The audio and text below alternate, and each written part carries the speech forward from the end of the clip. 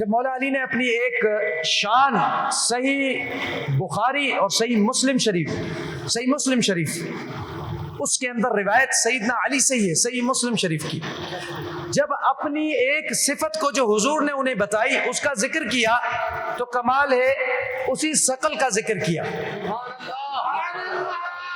فکر کریں، سیدنا علی نے فرمایا کہ والذی فلک الحبۃ وبرع النسمۃ انہ لعہد النبی الامی الی، اس رب کی قسم جس نے ایک دانے کو چیر کر اس میں سے پودا بنایا۔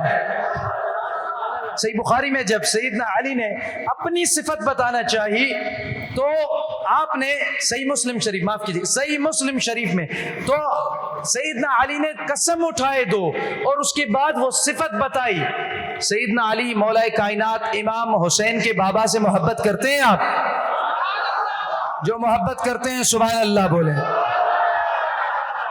تو سیدنا علی مولا کائنات نے جب قسم اٹھائی تو فرمایا کہ والذی فلک الحبۃ، جس نے دانے کو چیر کر اس میں سے پودے کو پیدا کیا، اس رب کی مجھ علی کو قسم۔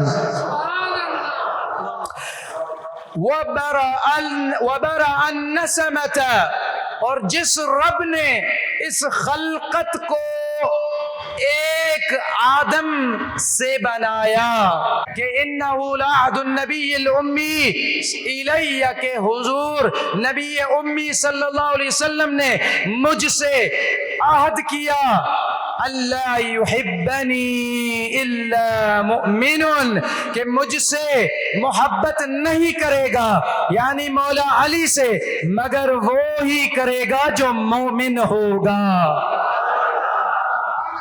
صحیح مسلم شریف ولا یبغضنی الا منافق، اور وہ بغض رکھے گا جو منافق ہوگا۔ کتنی بڑی ثقیل محبت ہے اہل بیت کی کہ اگر دل میں آ جائے تو مومن کی آتی ہے، ایمان جانے نہیں دیتی ہے۔